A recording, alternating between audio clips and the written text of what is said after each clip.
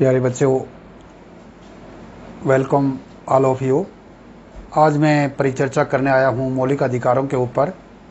इसे पहले वाले पार्ट में हमने संविधान के ऊपर परिचर्चा करने का काम किया था और आज मैं आपको बताऊंगा कि मौलिक अधिकार क्यों ज़रूरी है मानव समाज के लिए। मौलिक अधिकार क्या है? मौलिक अधिकार वो ज़रूरतें हैं जिनकी मदद से हम अपने जीवन का समुचित विकास करते हैं। वो विकास चाहे सामाजिक है, आर्थिक है, राजनीतिक है, आध्यात्मिक है, सांस्कृतिक है, भौतिक है, बौद्धिक है, नैतिक है, चाहे किसी भी प्रकार का विकास क्यों न हो, हम वो सभी विकास मौलिक अधिकारों के मदद से ही पूरा कर पाते हैं। मौलिक अधिकारों की जो शुरुआत है वो सबसे पहले हम यदि ध्यान लगाकर देखें, जब फ्रांस के अंदर क्रांति हुई 1789 में, फ्रांस की क्रांति, ये प्राय सभी बच्चे बार बार इसको पढ़ते हैं और सीखते हैं। 1789 1789 में फ्रांस की क्रांति, वहाँ मनुष्य के लिए जो समानता है, स्वतंत्रता है और भाईचारे की जो बात है, वो सभी बातें उस क्रांति की देन है। और इसी के साथ वहाँ फ्रांस के अंदर जब संविधान को तैयार किया गया तो सामूहिक रूप से मनुष्य के लिए अधिकारों की घोषणा उसमें की गई। इसके बाद 1791 ईस्वी में, जैसा कि अमेरिका के संविधान में 10 संशोधन करने के बाद, वहाँ भी अमेरिका के संविधान में अपने नागरिकों को कुछ मौलिक अधिकार प्रदान किए गए। और उसके बाद हम बार बार ये बात भी पढ़ते हैं कि एक मैग्ना कार्टा, जिस तरह से हमारा जो मौलिक अधिकारों का अध्याय संविधान के भाग 3 में और अनुच्छेद 12 से लेकर 35 के बीच में इन सब मौलिक अधिकारों के बारे में बताया गया है, ये हमारे लिए एक मैग्ना कार्टा ही है। मैग्ना कार्टा के बारे में आपके लिए जानना जरूरी है कि मैग्ना कार्टा होता क्या है। सबसे पहले इंग्लैंड के अंदर 1215 ईस्वी की बात है, वहाँ के एक राजा जॉन के द्वारा सामंत वर्ग ने जब उनके ऊपर दबाव डाला तो अपने लिए कुछ मौलिक अधिकारों की घोषणा उन्होंने करवाने का काम किया। तो राजा जॉन के द्वारा वहाँ के नागरिकों को कुछ मौलिक अधिकार प्रदान किए गए, तब उसको नाम दिया गया मैग्ना कार्टा। यानी कि मनुष्य के लिए जो अपना समुचित विकास करने के लिए जो ज़रूरतें हैं, वो हमारे लिए मौलिक अधिकार वाले अध्याय में इन सब बातों को रखा गया है। प्यारे बच्चों, संयुक्त राष्ट्र संघ के दिशा निर्देश में 10 दिसंबर 1948 को पहली बार मौलिक अधिकार दिए गए विश्व के नागरिकों के लिए। तब से लेकर प्रत्येक वर्ष 10 दिसंबर का जो दिन है वो मौलिक अधिकारों के रूप में मनाया जाता है। उसी संदर्भ में मैं आपके सामने आज परिचर्चा करूंगा कि हमारा संविधान जो 26 जनवरी 1950 को लागू हुआ, इसका जो भाग 3 है उसमें अनुच्छेद 12 से लेकर 35 के बीच में हमें मौलिक अधिकार प्रदान किए गए हैं। मौलिक अधिकारों की संख्या 6 है।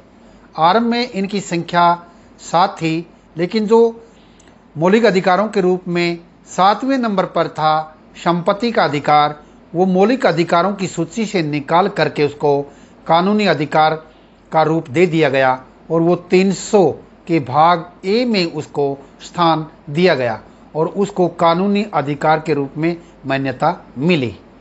आज मैं आपके सामने आपको बताऊंगा कि हमें कौन कौन से मौलिक अधिकार, यानी कि हम सब भारतीय नागरिकों को, वो चाहे किसी भी जाति से संबंधित है, किसी भी धर्म को मानने वाला भारतीय नागरिक है, कोई भी भाषा बोलता है, अमीर और गरीब है, श्वेत और अश्वेत है, स्त्री या पुरुष है, या किसी भी वंश से वो संबंधित है, तो प्रत्येक भारतीय नागरिक को एक समान न्याय की बात, एक समान अवसर की बात कही गई है।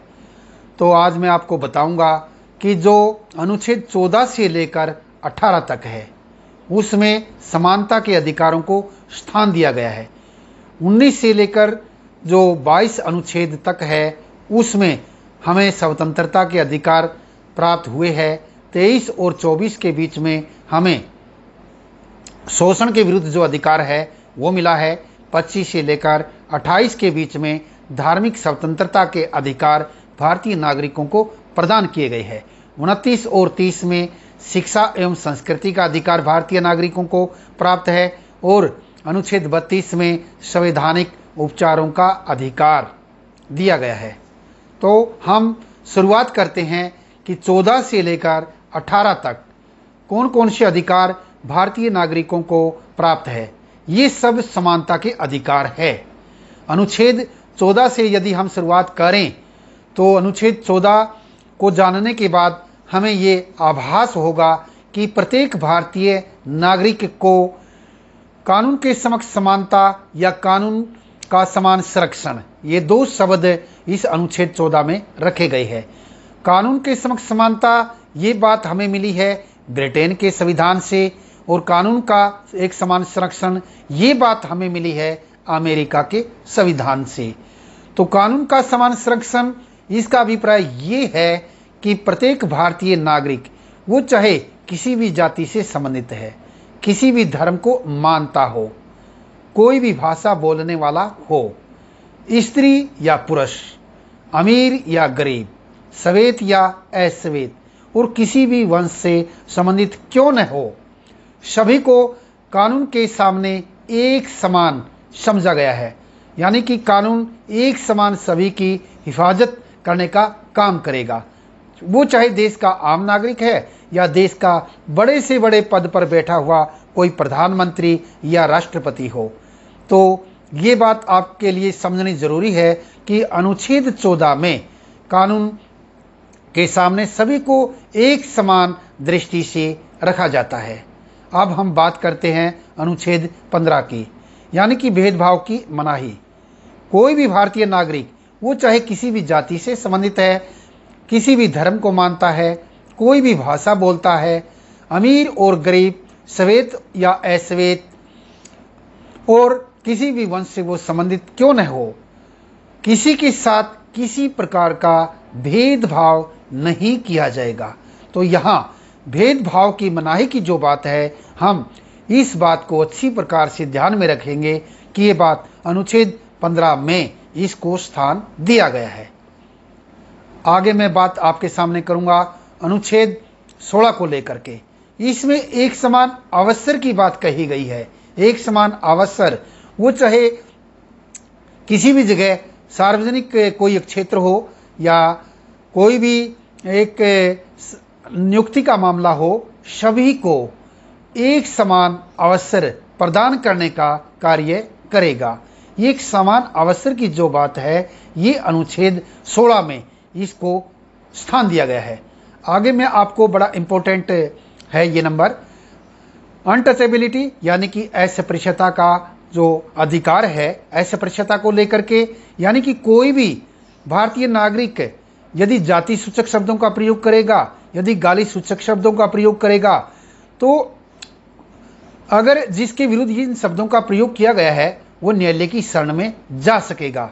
जो ऐसा करने का काम करेगा उसके विरुद्ध न्यायालय उसको दंड सुनाने का कार्य कर सकता है, न्यायालय में उसे दंडित किया जाएगा।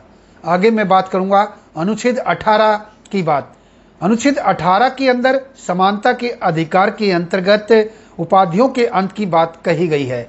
उपाधियों का अंत यानी कि शिक्षा के क्षेत्र को छोड़कर और सैनिक यानी कि रक्षक क्षेत्र को छोड़कर सभी उपाधियों के वर्जन की बात यहाँ की गई है। सभी उपाधियां वो उनका अंत कर दिया गया है। केवल सैनिक क्षेत्र में और शिक्षा के क्षेत्र में कोई भी उपाधि किसी भी भारतीय नागरिक को मिल सकती है और कोई भी भारतीय नागरिक राष्ट्रपति की अनुमति लिए बगैर कोई भी विदेशी जो कोई गिफ्ट है, उपहार है, वो स्वीकार नहीं कर सकता। तो बच्चों, आपको इस बात को अपने दिमाग में बिठाने की ज़रूरत है कि अनुच्छेद 14 और 18 के बीच में हमें ये सब अधिकार जो है समानता के अधिकार दिए गए हैं। यानी कि कानून का एक समान संरक्षण। या दूसरा जो बात है, अनुच्छेद 15 के अंदर भेदभाव की मनाही, अनुच्छेद 16 के अंदर एक समान अवसर की बात, अनुच्छेद 17 के बीच में अस्पृश्यता को लेकर कानून बनाने की बात, अनुच्छेद 18 के अंतर्गत उपाधियों के अंत की बात। ये सभी बातें आपको अच्छी प्रकार से इनको ध्यान में रखना है कि ये सभी समानता के अधिकार के अंतर्गत भारतीय नागरिकों को ये प्रदान की गई है। आगे बात है स्वतंत्रता का जो अधिकार है, अनुच्छेद 19 से लेकर 22 के बीच में जो सभी अधिकार हमें प्रदान किए गए हैं वो स्वतंत्रता के अधिकार है। अनुच्छेद 19 में जो बातें बताई गई है वो 6 बातें आपको अच्छी प्रकार से ध्यान में रखनी है। अनुच्छेद 19 में पहली जो बात है वो उसमें बताया गया है कोई भी भारतीय नागरिक अपने विचारों की अभिव्यक्ति दे सकता है, यानी कि भाषण देने की उसको आज़ादी है।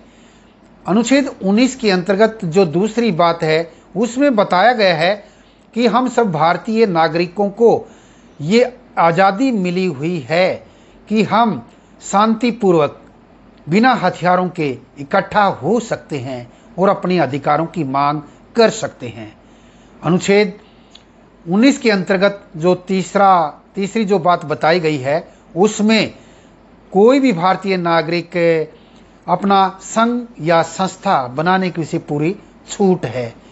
तो बार बार मैं आपको बताने की जरूरत नहीं है जब मैं इस शब्द का प्रयोग करता हूं कि वो सब भारतीय, इसका अभिप्राय ये है सबका मतलब किसी भी जाति से संबंधित, किसी भी धर्म को मानने वाला या कोई भी भाषा बोलने वाला, अमीर या गरीब, श्वेत या अश्वेत और किसी भी वंश से संबंधित कोई भी भारतीय नागरिक वो देश में कहीं पर भी घूम फिर सकता है।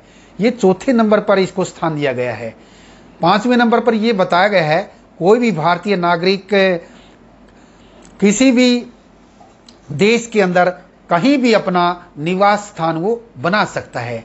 और छठी आज़ादी हमें जो मिली हुई है अनुच्छेद 19 के अंतर्गत वो ये है कि कोई भी भारतीय नागरिक देश के अंदर अपना कोई भी व्यवसाय कर सकता है। तो अनुच्छेद 19 के अंतर्गत ये 6 बातें आपके द्वारा अच्छी प्रकार से अपने दिमाग में बिठा लेना जरूरी है कि कोई पहले नंबर पर अपने विचारों की अभिव्यक्ति की बात है, दूसरे नंबर पर शांतिपूर्वक इकट्ठा होने की बात है बिना हथियारों के, तीसरे नंबर पर कोई भी संघ या संस्था बनाने की छूट है, चौथे नंबर पर देश में घूमने फिरने की आज़ादी है, 5वें नंबर पर अपना निवास स्थान कहीं भी देश के अंदर कोई भी भारतीय नागरिक बना सकता है, 6ठे नंबर पर आपको ध्यान में ये रखने वाली बात होगी कि अपना व्यवसाय हम सब भारतीय नागरिक वो कोई भी व्यवसाय को हम चुन सकते हैं। तो आगे अनुच्छेद 20 के अंतर्गत मैं आपको अब बताने के जो बातें आपको बताऊंगा वो अपने जहन में आप जरूर बिठा लेना। अनुच्छेद 20 के अंदर व्यक्तिगत स्वतंत्रता के बारे में आपको बताया गया है। व्यक्तिगत स्वतंत्रता का मायने ये है कि कोई भी भारतीय नागरिक जिस समय कोई अपराध करता है उस समय उससे संबंधित जो कोई नियम कानून लागू है उसी के अंतर्गत उसको सजा मिलेगी। नंबर 2 पर जो बात रखी गई है अनुच्छेद 20 के अंतर्गत एक बार यदि कोई अपराध कर दे उसको उसी समय सजा मिले, उस अपराध के लिए उसको दोबारा से सजा नहीं दी जा सकती। तीसरे नंबर पर जो इस अनुच्छेद के अंतर्गत बात है वो ये है कि किसी भी भारतीय नागरिक को कोई भी अपने विरुद्ध गवाही देने के लिए बाध्य नहीं किया जा सकता। तो अनुच्छेद 20 के अंतर्गत एक व्यक्तिगत स्वतंत्रता की बात आपको ध्यान में रखनी है और ये सब बातें कि जिसने अपराध किया है उसी के अनुरूप सजा मिलेगी और किसी भी अपराध के लिए 2 बार सजा का कोई प्रावधान नहीं है और किसी को भी अपने विरुद्ध गवाही देने के लिए बाध्य नहीं किया जा सकता। तो ये सब बातें आपके द्वारा अनुच्छेद 20 के अंतर्गत याद रखनी बहुत जरूरी है। आगे मैं आपको अनुच्छेद 21 के ऊपर विचार करने के लिए कि आपके द्वारा ये सब बातें अच्छी प्रकार से याद रखनी बहुत जरूरी है। आगे भारतीय नागरिकों को अपने जीवन, अपनी दैहिक यानी कि हमारी जो बॉडी है, हमारा जो शरीर है, हमारे जो प्राण है, उसकी रक्षा करना जरूरी है। ये हमारा मौलिक अधिकार है और इसको अनुच्छेद 20 में स्थान दिया गया है। आगे अनुच्छेद 21 के भाग 2 में जो बात है वो शिक्षा का अधिकार है। 2002 में एक बात सामने आई, संविधान में संशोधन नंबर उसको 86वां प्रदान किया गया कि अधिनियम 2009 जो लागू होगा 1 अप्रैल 2010 से, और शिक्षा का ये अधिकार इसको नाम दिया गया कि प्रत्येक भारतीय बच्चा जिसकी आयु 6 और 14 वर्ष के बीच में हो, उसके लिए शिक्षा का प्रबंध करना जरूरी है। वो या तो माँ बाप करें या राज्य सरकार की ये जिम्मेवारी होगी कि वो अपने बच्चों के लिए शिक्षा का प्रबंध जरूर करें।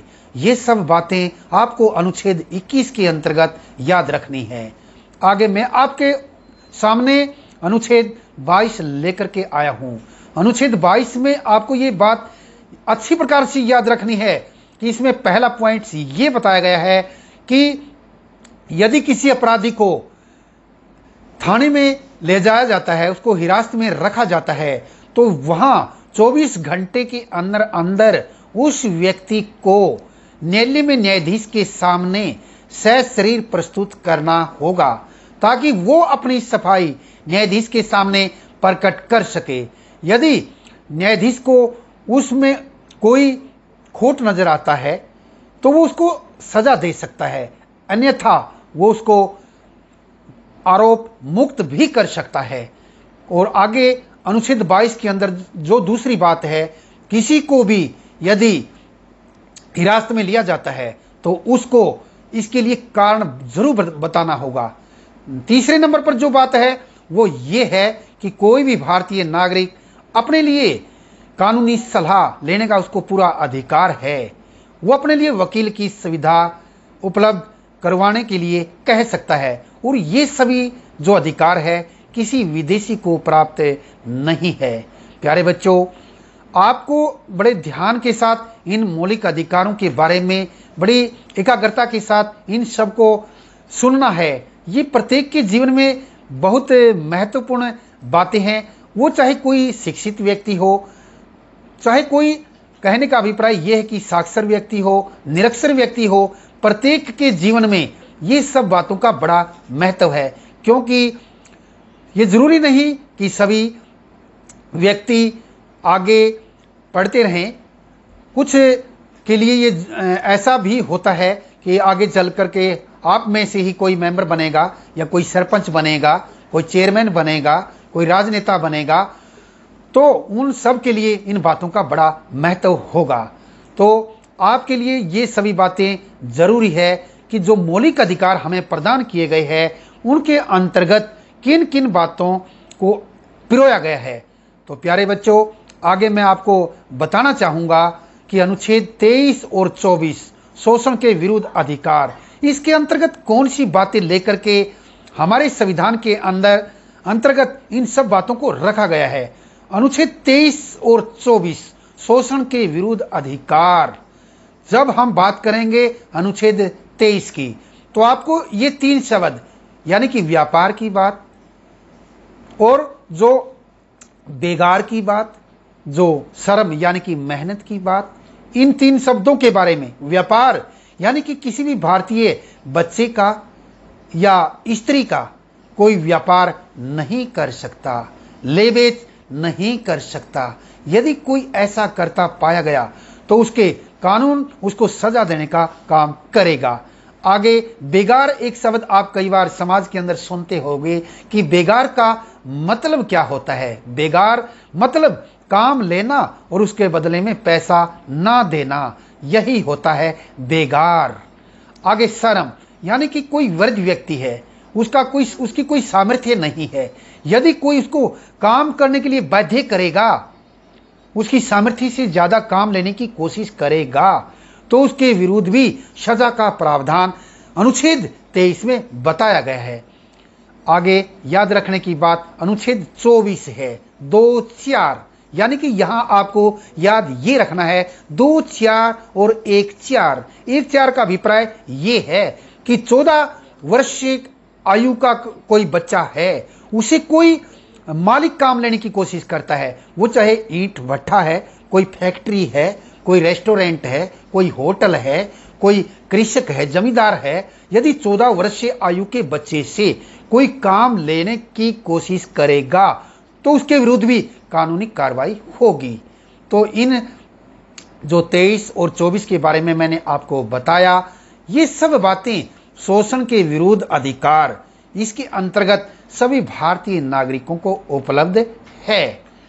तो ऐसा नहीं कि हम आगे बढ़ते रहें और पिछले अनुच्छेदों को हम भूलते रहें, ये भी हमें ऐसी आदत भी नहीं डालनी है। यानी कि आपको याद रखना है 14 से लेकर 18 तक समानता का अधिकार, 19 से लेकर 22 के बीच में स्वतंत्रता का अधिकार, 23 और 24 के बीच में शोषण के विरुद्ध अधिकार।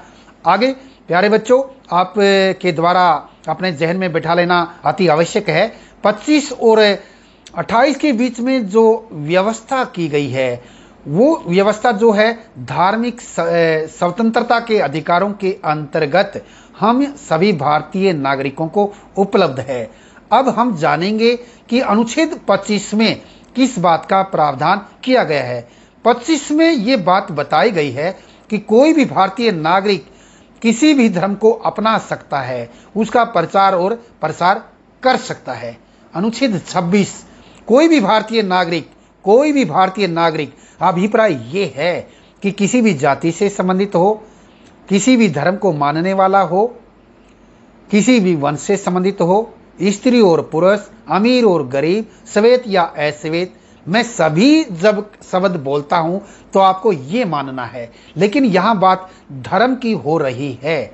तो अनुच्छेद 26 के अंतर्गत कोई भी भारतीय नागरिक किसी भी धर्म से संबंधित प्रबंधन का जो कार्य है वो कर सकता है। प्रबंधन यानी कि हिंदू, मुस्लिम, सिख, ईसाई, बौद्ध, जैन, फारसी, कोई भी अपने धर्म के प्रति आस्था अगर वो रखता है, उससे संबंधित जो प्रबंधन का कार्य है वो कर सकता है। ये व्यवस्था अनुच्छेद 26 के अंतर्गत सभी भारतीय नागरिकों को प्रदान की गई है। अनुच्छेद 27 के बारे में मैं अब आपको बताने जा रहा हूं। किसी भी भारतीय नागरिक को धर्म के नाम पर कर देने के लिए वैध नहीं किया जा सकता। ये व्यवस्था अनुच्छेद 27 के अंतर्गत प्यारे बच्चों सभी को अपने जहन में बिठाना जरूरी है। आगे अनुच्छेद 28 के अंतर्गत जो व्यवस्था है, किसी भी सरकारी संस्थान में किसी धर्म विशेष की शिक्षा नहीं दी जा सकती। और कोई भी एडिड अगर संस्था है जिसको सरकार आर्थिक रूप से मदद देने का काम करती है, वहां भी किसी धर्म विशेष को लेकर के शिक्षा का प्रावधान नहीं हो सकता है। वो चाहे कोई भी निजी संस्था, प्राइवेट संस्था, किसी भी प्रकार की संस्था है, वहां अगर कोई धर्म विशेष की शिक्षा दी जाती है, लेकिन किसी भी भारतीय नागरिक को वो धर्म विशेष की शिक्षा लेने के लिए वैध नहीं किया जा सकता। ये सब व्यवस्था जो है 28 के अंतर्गत की गई है। तो 25 से लेकर 28 के बीच में धार्मिक स्वतंत्रता हमें अच्छी प्रकार से इन बातों को भी फॉलो करना है। आगे मैं आपको बताऊंगा कि अनुच्छेद 29 और 30 के बीच में शिक्षा एवं संस्कृति के अधिकार जो भारतीय नागरिकों को प्रदान किए गए हैं, वो भी आपके द्वारा उनको भी अच्छी प्रकार से याद करना बहुत जरूरी है। अनुच्छेद 29 के पहले भाग में कोई भी भारतीय नागरिक अपनी भाषा, अपनी संस्कृति, अपनी लिपि, उसको सुरक्षित करने का पूरा अधिकार है उसको। अनुच्छेद 29 का जो भाग 2 है, उसमें इस बात का प्रावधान किया गया है कि किसी भी भारतीय नागरिक को जाति, धर्म, अमीर, गरीब, स्त्री, पुरुष, श्वेत, अश्वेत या कोई वंश, किसी को भी किसी भी सरकारी संस्थान में प्रवेश लेने से नहीं रोका जा सकता। तो ये दो बातें अनुच्छेद 29 के अंतर्गत इनको स्थान दिया गया है। पहली बात, भाषा, संस्कृति, लिपि को सुरक्षित रखने का अधिकार। दूसरी बात, किसी सरकारी संस्थान में किसी भी भारतीय नागरिक को प्रवेश लेने से नहीं रोका जा सकता। ये इससे आगे जो मैं आपको बताऊंगा, शिक्षा एवं संस्कृति के अधिकारों के अंतर्गत अनुच्छेद 30 में क्या बातें, क्या मौलिक अधिकार हमें प्रदान किए गए हैं। यानी कि 30 के पहले भाग में कोई भी अल्पसंख्यक वर्ग का व्यक्ति, क्योंकि भारत में हम सब जानते हैं कि हिंदू यहाँ प्राय बहुसंख्यक है, बाकी जो मुस्लिम या सिख, ईसाई, बौद्ध और पारसी वो अल्पसंख्यक वर्ग से संबंधित है। अल्पसंख्यक वर्ग का कोई भी व्यक्ति अपना सरकारी नहीं बल्कि अपना निजी कोई भी संस्थान, शिक्षा से संबंधित संस्थान हो सकता है, वो चला सकता है। अनुच्छेद 30 के भाग 2 में जो बात है वो आर्थिक मदद को लेकर के है। यानी कि संविधान के अनुच्छेद 30 में भाग 2 में ये बात अच्छी प्रकार से पिरोई गई है कि अगर कोई अल्पसंख्यक वर्ग का कोई भी व्यक्ति कोई अपना निजी संस्थान बनाना चाहता है तो राज्य उसको आर्थिक मदद देने का काम करेगा। तो ये बात अब आपके लिए जानना जरूरी है। आगे मैं आपको बताऊंगा अनुच्छेद 32 के बारे में, जिसको डॉक्टर भीमराव अंबेडकर ने कहा कि ये तो संविधान का हृदय है, ये तो संविधान की आत्मा है। अगर मुझसे ये कोई पूछे कि अनुच्छेद 32 का क्या महत्व है, तो मेरा जवाब होगा अनुच्छेद 32 के बिना हमारा संविधान निरर्थक है, वो महत्वहीन है, उसके बिना हमारे संविधान का कोई महत्व नहीं है। तो 32 के अंतर्गत जो 5 बातें बताई गई है, वो 5 बातें आप अच्छी प्रकार से सुनना है। पहली बात यह है हैबियस कॉर्पोरस, दूसरी बात मैंडामस, तीसरी बात मनाही आज्ञापात्र, चौथे नंबर पर उत्प्रेषण, 5वें नंबर पर अधिकार परीक्षा, किस अधिकार से। तो पहली जो बात है हैबियस कॉर्पोरस, यानी कि हम आदेश देते हैं, यहां वो बात जो कि त्यों रखी गई है। 24 घंटे के अंदर अंदर किसी भी व्यक्ति को न्यायालय में न्यायाधीश के सामने सशरीर प्रस्तुत करना ही होगा। उसके बाद न्यायालय में न्यायाधीश उस व्यक्ति को पूरे शरीर को, कहीं उसको शारीरिक रूप से या मानसिक रूप से हानि पहुंचाने का काम तो नहीं किया गया। उसके बाद उससे पूछा जाएगा, उसको कोई उसका कसूर होगा तो उसको सजा का प्रावधान है, अन्यथा उसको दोष मुक्त करार दे दिया जाएगा। ये बात 32 के संवैधानिक उपचारों के अधिकार के अंतर्गत पहले स्थान पर हैबियस कॉर्पोरस, बड़ा इंपॉर्टेंट, कई बार परीक्षा के अंदर इसको पूछा जाता है प्राय, तो ये बात आपको अच्छी प्रकार से याद रखनी है। दूसरे नंबर पर मैंडामस, यानी कि ब्रैकेट में ऐसा है, हम आदेश देते हैं। इसमें क्या प्रावधान है, इस लेख के माध्यम से जो अधिकार प्रत्येक भारतीय नागरिकों को प्राप्त है, इस लेख के माध्यम से हमें जानकारी मिलती है कि कोई भी ऊपर वाला न्यायालय है, वो चाहे उच्चतम न्यायालय है, उच्च न्यायालय है, अपने अधीनस्थ यानी कि अपने से छोटे न्यायालय को, ये अगर वो कोई भी अधिकारी हो सकता है, कोई भी अधीनस्थ न्यायालय हो सकता है, यदि अपने काम करने में वो कोताही बरतता है तो ऊपर वाला न्यायालय छोटे वाले न्यायालय को आदेश दे सकता है कि हम आदेश देते हैं कि आप के लिए ये करना जरूरी है, आप इस काम को करो।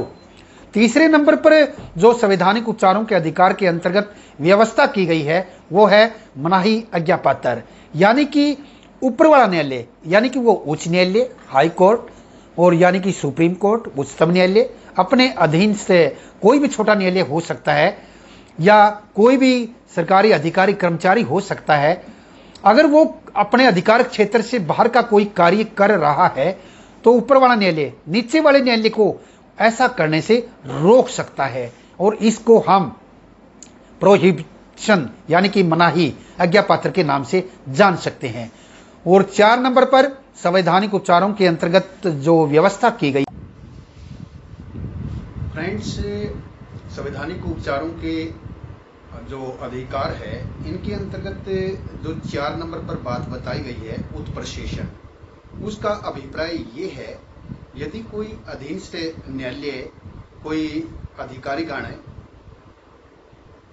इस बात को लेकर के कि उसने क्या निर्णय दिया है उसके संबंध में सुप्रीम कोर्ट्स या हाई कोर्ट्स यानी कि सर्वोच्च न्यायालय या उच्चतम न्यायालय कह लीजिए या उच्च न्यायालय अपने से अधीन न्यायालय से किसी भी निर्णय से संबंधित ये कह सकता है कि वो इस निर्णय से संबंधित जो भी डॉक्यूमेंट्स है वो हमें दिखाने का काम करें, हमें अच्छी तरह से सूचित करें। और संवैधानिक उपचारों के अधिकार के अंतर्गत जो 5वें नंबर पर बात है वो है को वारंटो, अधिकार परीक्षा किस अधिकार से, यानी जब कोई भी अधीन न्यायालय या निम्न अधिकारीगण कोई अर्ध न्यायिक न्यायाधिकरण यदि कोई कार्य कर रहा है तो ऊपर वाला न्यायालय यानी कि सुप्रीम कोर्ट या हाई कोर्ट उससे ये बात पूछ सकता है कि आप किस अधिकार के अंतर्गत ऐसा कर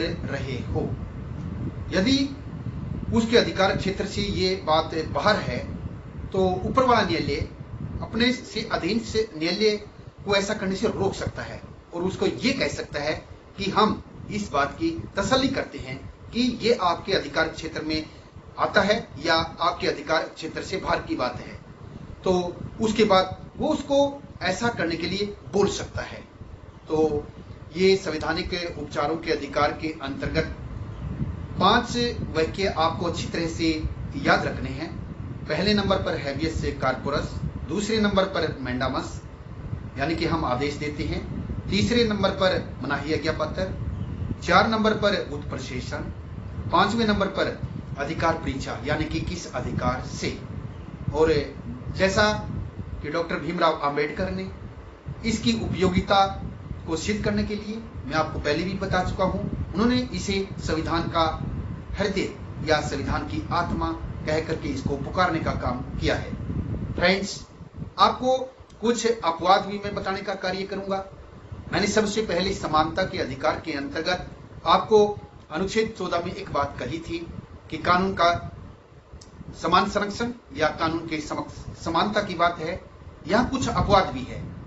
यदि संसद का कोई सदस्य है, कोई मंत्रीगण है, तो उसको इस अधिकार जो समानता का अधिकार है उसे कई बार बाहर भी रखा जाता है। कोई विदेशी अध्यक्ष है, राजदूत है, तो उस पर भी ये लागू नहीं होता। और राष्ट्रपति हो या राज्यपाल हो, जब उसका कार्यकाल चल रहा होता है तो उस पर कोई भी फौजदारी मुकदमा नहीं चलाया जा सकता। अनुच्छेद 15 की बात भेदभाव की मनाही की बात है। इसके अंतर्गत भी कुछ अपवाद है। यहाँ स्त्रियों के लिए और बच्चों के लिए, उनको आर्थिक रूप से ऊपर उठाने के लिए, उन्हें भी समाज में समानता का हक दिलाने के लिए, उनको भी भेदभाव की जो मनाही की बात है इसके अपवाद के रूप में रखा गया है। यहाँ कुछ अनुसूचित जाति जनजाति के लोगों को भी इस में हम एक अपवाद के रूप में ले सकते हैं। अनुच्छेद 16 की जो बात है वो अवसर की समानता है। यदि किसी राज्य के अंदर, किसी प्रांत के अंदर, स्टेट के अंदर कोई धार्मिक संस्था से संबंधित कोई पद है तो वहां भी अवसर की समानता के अपवाद के रूप में हम उसको देख सकते हैं। अनुच्छेद 17 के बारे में छुआछूत अनटचेबिलिटी, उसके संबंध में भी आपको याद रखना है। यदि कोई व्यक्ति इसके अंतर्गत अपराध करता हुआ पाया जाता है तो उसे 2 वर्ष और 1000 रुपए जुर्माने तक की सजा हो सकती है और ऐसा कोई भी नागरिक संसद या विधानमंडल का जो चुनाव होता है वो लड़ने योग्य नहीं रह जाता। आगे अनुच्छेद 18 की जो बात है उपाधियों के अंश से संबंधित, यहाँ भी वैसे तो भारत में भारत रत्न, पद्मश्री, पद्म भूषण, पद्म विभूषण आदि अलंकार प्रदान किए जाते हैं, लेकिन कुछ आलोचकों ने इनकी आलोचना करने का काम भी किया है। उनका कहना है कि ये संविधान के अंतर्गत जो मौलिक अधिकार है, समानता का जो अधिकार है, वहां अनुच्छेद 18 का ये उल्लंघन है। लेकिन कुछ विशेष दबे कुचले लोगों को समान दर्जा, ताकि वो समाज में अपना सम्मानित जीवन जी सके, इसलिए उनको कुछ रियायत संसद के द्वारा कानूनों में फेरबदल करके समय समय पर दी जाती है। ऐसा करना भी समाज के हित में है। तो प्यारे बच्चों, आज मैंने आपको संविधानों के अंतर्गत जो मौलिक अधिकार हमारे नागरिकों को प्रदान किए गए हैं और उसके माध्यम से नागरिकों के लिए समानता, स्वतंत्रता, समान न्याय और सुरक्षा की गारंटी प्रदान की गई है। ये अधिकार उतने ही महत्वपूर्ण है जितना कि हमारे लिए हमारे जीवन में रोटी, कपड़ा और मकान का महत्व है, हमारे जीवन में हरियाली का जो महत्व है। यदि हमें ये अधिकार प्रदान न किए जाते तो जरा सोचो कि हमारा जीवन कैसा होता। हम कोई भी विकास नहीं कर पाते, नए जीवन में आगे बढ़ पाते। तो प्यारे बच्चों, मैं आपको इनके साथ साथ ये भी बताना चाहता हूं कि समाज में असली शिक्षा का मायने ये है कि हमें सकारात्मक विचार रखने चाहिए। मैं एक बहुत बड़ी समस्या नकारात्मकता को मानता हूँ। नकारात्मकता जो है वो आतंकवाद, जातिवाद, भाषावाद, अक्षेत्रवाद, सांप्रदायिकता, भ्रष्टाचार, उससे भी बहुत बड़ी एक समस्या है। तो हाथ जोड़ करके मैं आपसे विनती करता हूँ कि अपने जीवन में हमेशा सेवा की भावना, सहयोग की भावना, सत्य की भावना, सद्गुणों, सद्विचार, सद्व्यवहार, सकारात्मकता, संरचनात्मकता, सुदृढ़ता, ऐसे गुणों को अपनाने का काम करें। तभी हमारा जीवन सार्थक होगा, तभी इस शिक्षा का मायने होगा। शिक्षा प्राप्त करने के लिए आपको हमेशा जिज्ञासु रहना चाहिए, तभी हम अपने जीवन में आगे बढ़ सकते हैं और अपने लक्ष्य को हासिल कर सकते हैं। इसलिए हे मेरे शेरों, वीर की तरह आगे बढ़ो, शेर की तरह आगे बढ़ो, अपनी सोई हुई आत्मा को जगाओ और अपने आप से कहो कि मेरे अंदर निर्भीकता आ चुकी है। अपनी दुर्बलता को मिटाओ। दुर्बलता सबसे बड़ी कमजोरी है, इसका सर्वनाश करो, तभी हम एक अच्छे समाज का निर्माण कर सकेंगे, अच्छे राष्ट्र का निर्माण कर सकेंगे। और यदि हमारा राष्ट्र मजबूत होगा तो हम अपना सिर जो है गर्व के साथ ऊंचा उठा करके संसार के सामने चलने का कार्य करेंगे और तब हम स्वाभिमान के साथ कहेंगे कि जय हिंद, जय भारत।